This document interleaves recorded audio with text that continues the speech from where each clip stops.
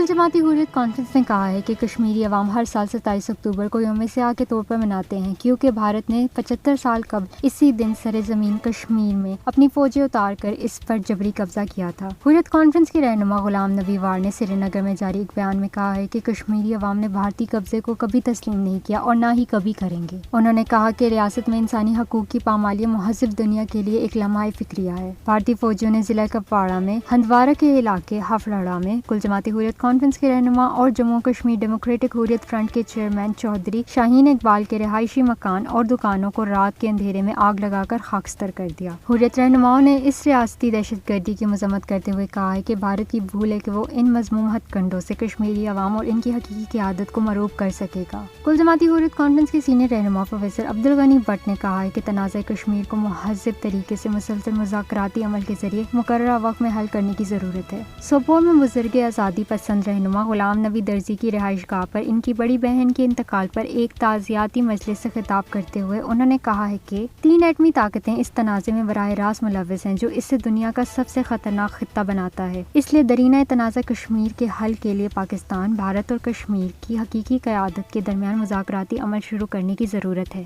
صدر آزاد کشمیر بیرسٹر سلطان محمود نے کہا ہے کہ مقبوضہ جموں و کشمیر کی صورتحال کو اجاگر کرنے میں بیرون ملک مقیم کشمیری اہم کردار ادا کر رہے ہیں۔ واشنگٹن ڈی سی میں کشمیر ہاؤس کے زیر اہتمام ایک عوامی اجتماع سے خطاب کرتے ہوئے انہوں نے کہا ہے کہ بیرون ملک مقیم کشمیری سمجھتے ہیں کہ بڑھتی ہوئی فسطائیت بھارت میں اقلیتوں کے لیے ایک واضح خطرہ ہے اور ہندوتوا فسطائیت بھارت کے سیکولر اور جمہوری ہونے کے دعوے پر ایک سوالیہ نشان ہے۔ کشمیر میڈیا سروس کی طرف سے جاری کی گئی ایک رپورٹ میں کہا گیا ہے کہ مقبوضہ جموں و کشمیر کے عوام اپنے شہداء کی قربانیوں کو فراموش نہیں کریں گے اور پختہ عزم اور حوصلے کے ساتھ ان کے مشن کو جاری رکھیں گے۔ رپورٹ میں کہا گیا ہے کہ کشمیری شہداء کی قربانیوں کی بدولت ہی جدوجہد آزادی عالمی سطح پر مرکز نگاہ بن چکی ہے اور یہ مقبوضہ جموں و کشمیر کی عوام کی اخلاقی ذمہ داری ہے کہ وہ اپنی قربانیوں کی حفاظت کریں۔ امریکہ میں ڈیموکریٹک پارٹی کے سینئر رہنما ایڈم شیف نے کہا ہے کہ وہ یہ سن کر پریشان ہوئے کہ کشمیری فوٹو جرنلسٹ ثنا ارشاد مٹو کو پولیٹزر ایوارڈ وصول کرنے کے لیے امریکہ آنے سے روک دیا گیا ہے۔ انہوں نے کہا کہ آزادی صحافت کسی بھی جمہوریت کی بنیاد ہے اور بھارت کو اس سے مستثنا نہیں ہونا چاہیے۔ اسے میڈیا کو ہراساں اور خاموش کرنے کی کوششیں ترک کرنی چاہیے۔